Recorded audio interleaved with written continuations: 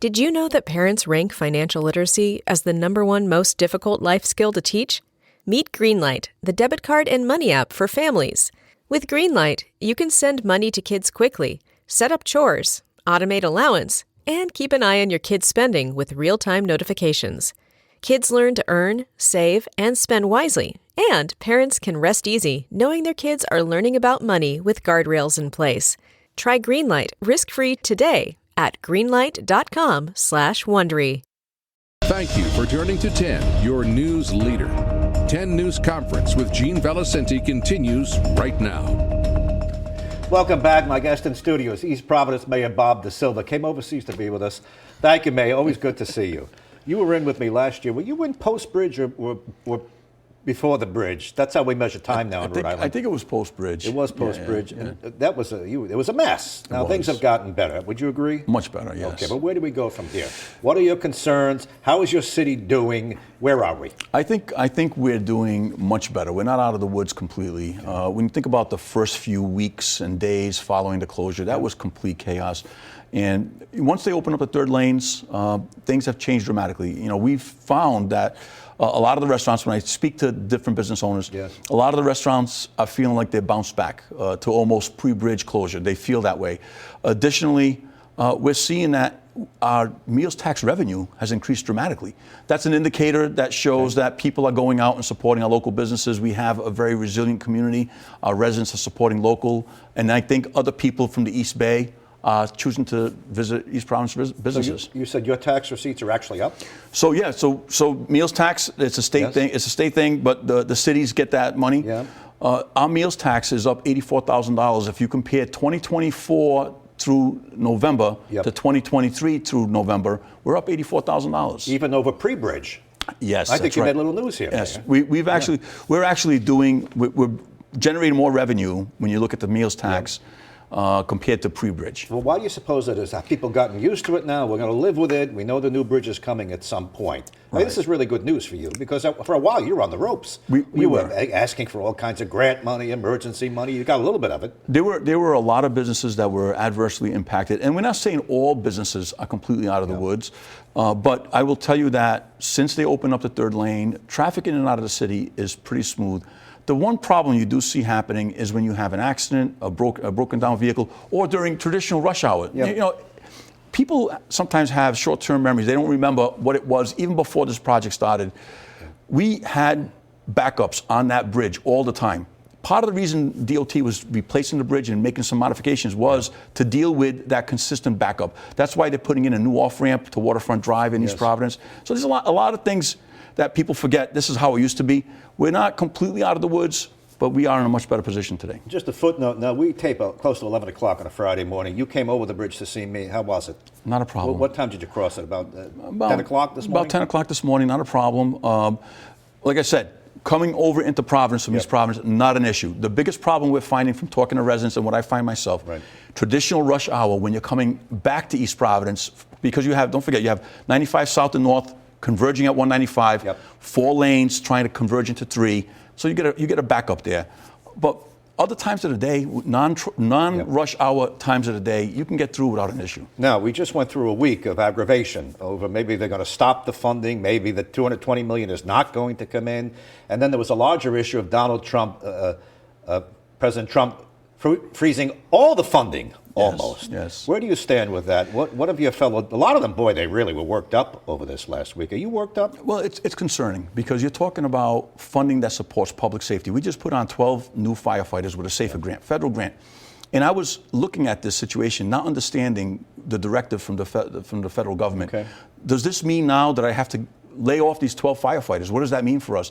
You know, when you look at federal funds, it impacts everyone's life at all different ways because there's money that filters in to support local municipalities from the federal government, and people sometimes are not aware that this money goes to road improvements. It goes to infrastructure improvements. It goes to supporting housing. You know, we have East Providence Housing Authority that relies on federal funding. So these type of edicts from the federal government without clarification, it does raise concern. It makes you nervous. It makes you wonder, oh my goodness, what am I going to do next? You know? That was the larger freeze.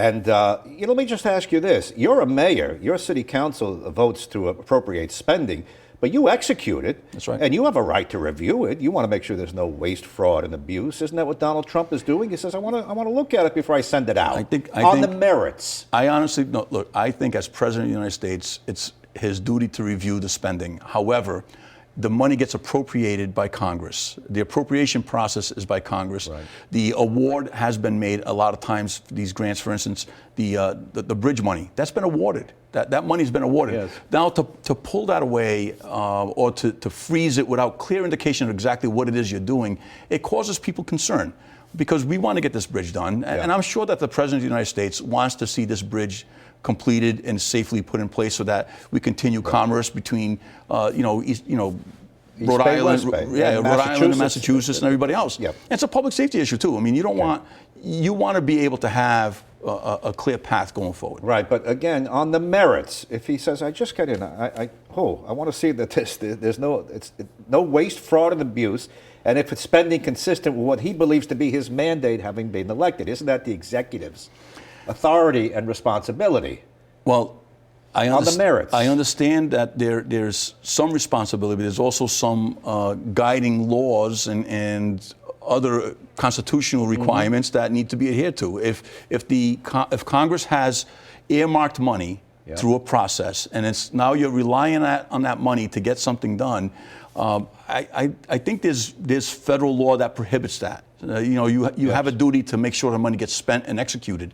It's not your duty to stop it if it's been already appropriated. Now, Congress can come back and say, hey, we want to take that money back. I guess maybe they can do that. I'm not sure. I'm not a congressman. But I will say that our congressional delegation, I thank them for working to try to make sure we get some clarity on what's going on. We may get clarity Monday. And in fact, the federal court judge, Judge McConnell, I believe, in Providence, who's going to hear one of the cases that's been filed, has indicated that he appears to go along with the plaintiffs, which would be Attorney General Nerona telling Donald Trump this is not your lane. And there's other districts that have this. Before I go to break, just narrowly on this notion that the $220 million in bridge funding might be held up. That was the first issue we had. DOT tells me, no, it's their understanding that only has to do with transportation projects covered under the Green New Deal. Have you I've heard it on my radio show? Yes, I've heard that. I've heard that conversation, and I believe that that's true. I believe that the bridge money has already been earmarked. It's there for this project. I don't think it would be wise for anyone to remove that money from the project. It's that important for our state and for the region and for public safety and for everything else that goes on in commerce. So I would think that the president, once he does his review, make the message be clearer to the community. Right. Let people know exactly what it is you're doing. Okay, stay with me. We're going to have another segment, Mayor DaSilva. We'll talk about, he's got a bit of a controversial initiative to make sure that DEI stays in East Providence. We'll get into that next. This is a mini meditation guided by Bombas. Repeat after me. I'm comfy. I'm cozy.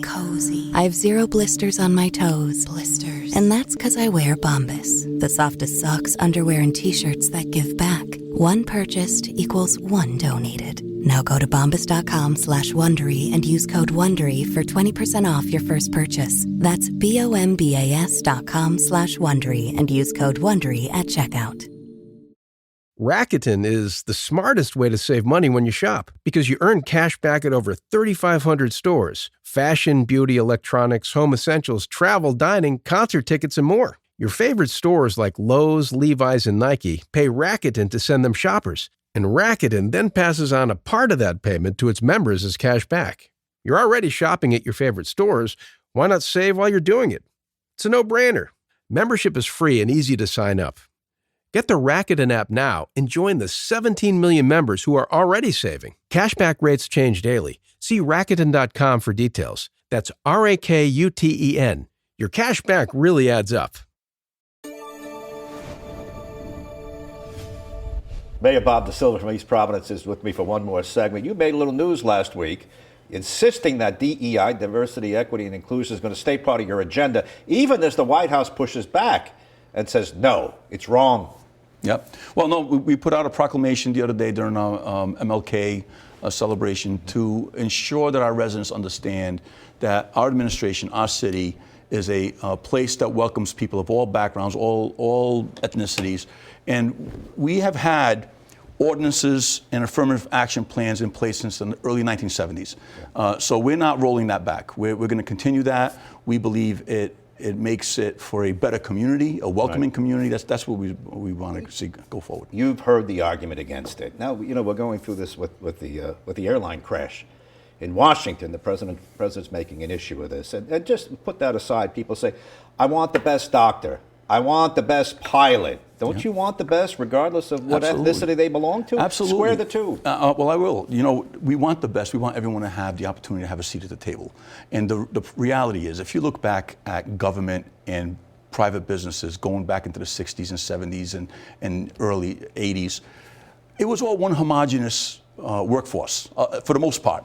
Through different advocacies, through different ordinances and laws and initiatives, you started to open up the workforce to bring in more diversity. And I think when you are a government of the people representing a very diverse community, there's great value to residents knowing that there's people representing them, working for them, working on their behalf, that resemble their backgrounds.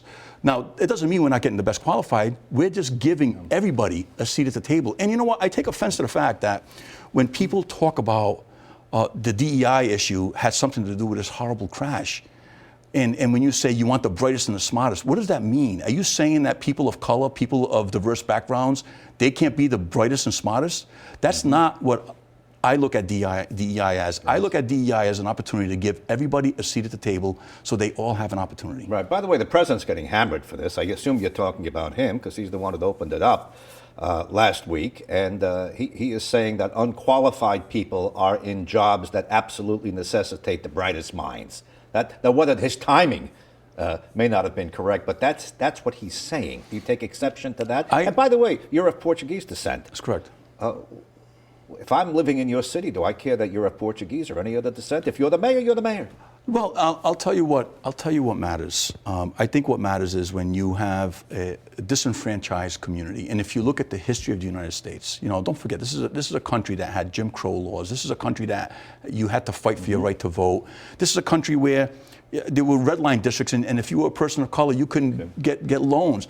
These things all happened, not in the too far distant past, and we put these laws in place over the years to help diversify the federal and state and municipal workforces, but we're still looking for the best qualified. We're just giving everyone an opportunity to come before us in an interview to be chosen for a position in city government to represent the community that lives there. You're saying everybody gets a turn at bat, and if you could swing the bat, you swing it, and if you don't, you don't? That's it. And I feel that we've done a great job hiring some very well-qualified people, and we've been fortunate that we do an effort to go out and recruit diverse people. And we go into in different communities. We try to get diversification in our police force. When you have a community made up of Latinos, Portuguese, Cape Verdeans, people of color, it's nice to know that there's people that look like you patrolling the streets and policing your community, or firefighters are going to come in and save your life if you need it, or even in City Hall, someone who looks like me. So to me, I believe the diversity is very, very important. Listen, you've laid it out. This is how you feel. I guess in the future somebody might say, listen, it's time for a Latino. I want a Latino, or I want somebody, and then that would replace you. Listen, if would you feel the same if they say I want something else? Listen, I answer to the people. Anyone can come in and replace somebody. You're not guaranteed being here. I'm fortunate that I do speak the language. I speak Portuguese. We have a very vibrant Portuguese community, Cape Verdean community. That helps you. Of course, that helps me. Does. Just like you go to other communities where the majority Italian, and they happen to have an Italian mayor or something, because they connect with that. Right. So that segment of the community connects with that individual, gets them elected. Okay. It's important. I have 2 minutes, so let's do a quick lightning round. If ICE comes into East Providence and says, I'm making a raid, there's a Venezuelan gang member, we're going to grab him, I'd like your police department to watch the street for us. Would you cooperate? We are 100% on board with getting violent, illegal criminals off our streets, 100%. Okay. We will be, if you come in and you're looking to get a violent criminal off the streets, yes. What we don't want to be involved in is doing a immigration sweep of people who are working in their workplace and they don't have a criminal background, and these people are just in violation of the civil rules of immigration.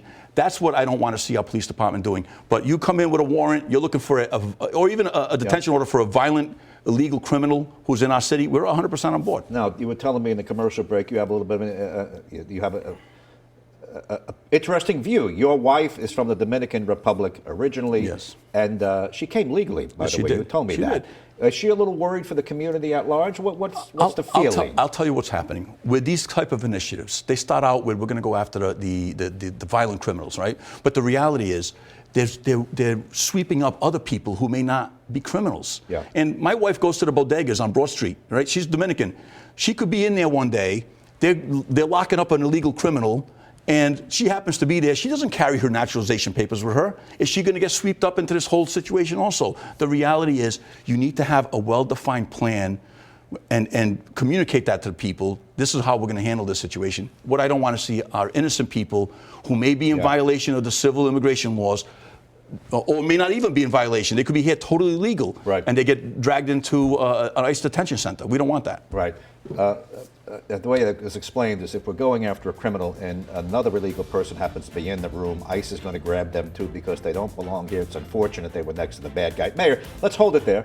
I think we covered a lot of ground. I'll have you on the radio. We'll continue. Thanks for coming in. Thank you, Gene. East Providence Mayor Bob DaSilva. Thanks for joining us. That's 10 News Conference, your #1 longest running political show. Make sure you listen to me on the radio every weekday. Turn to 10.com also has all of our interviews, and I'll see you on the news at 6 next week.